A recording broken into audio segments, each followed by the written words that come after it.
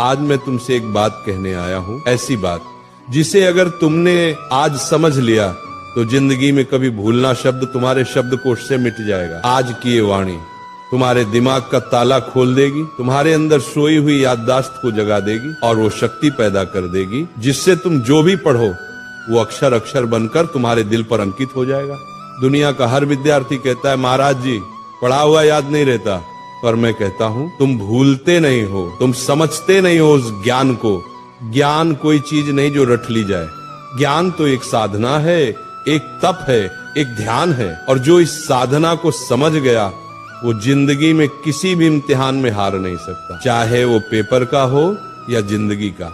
आज का ये प्रवचन तुम्हारी किताबों का नहीं, तुम्हारे अंदर के विद्यार्थी का पुनर्जन्म है। मैं आज तुम्हें वो 3 रहस्य बताने जा रहा हूँ जिन्हें अगर तुमने आज से अपना लिया तो तुम्हारा दिमाग एक ऐसा शस्त्र बन जाएगा जिससे तुम असंभव को भी संभव कर दोगे। पहला सूत्र, पढ़ते समय शरीर नहीं आत्मा लगाओ। जब तुम पढ़ाई करते हो तो सोचो क्या तुम्हारा मन वही है? किताब सामने है लेकिन मन मोबाइल में, मन किसी विचार में, मन किसी दोस्त में, ऐसे में कैसे याद रहेगा? ध्यान भटक गया, ज्ञान का दरवाजा बंद। जैसे दीपक तभी जलता है जब लौ स्थिर होती है, वैसे ज्ञान भी तभी टिकता है जब मन स्थिर हो। इसलिए जब भी पढ़ने बैठो पहले मन को शांत करो, गहरी सांस लो, अपने भगवान को याद करो, हे प्रभु मुझे एकाग्रता दो। अब किताब खोलो, हर शब्द को ऐसे पढ़ो जैसे वह शब्द नहीं ईश्वर का आशीर्वाद हो।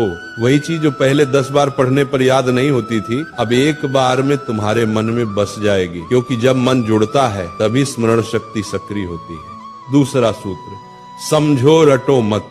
आज के ज्यादातर विद्यार्थी रटकर पढ़ते हैं, पन्ने के पन्ने याद करने की कोशिश करते हैं बिना ये जाने कि उसमें लिखा क्या है। बेटा याद रखो, जो समझता है उसे भूलना मुश्किल है और जो रटता है वो भूलना तय है। समझकर पढ़ाई करने वाला विद्यार्थी सिर्फ किताब का ज्ञान नहीं बल्कि जीवन का ज्ञान पाता है। मान लो तुम्हें कोई टॉपिक पढ़ना है तो उसको चित्र बनाकर समझो, वो कैसे सूरज से गर्म होता है, कैसे बादल बनता है, कैसे बारिश आती है।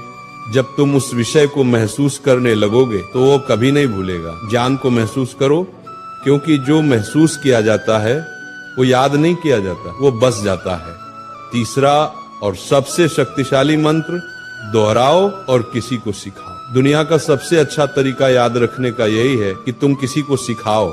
जब तुम सिखाते हो तो दिमाग खुद ब खुद गहराई में उतरता है। हर बार जब तुम दोहराते हो तो याददाश्त मजबूत होती है। अगर तुमने किसी चैप्टर को आज पढ़ा तो 24 घंटे बाद उसको दोहराओ, 3 दिन बाद फिर से पढ़ो।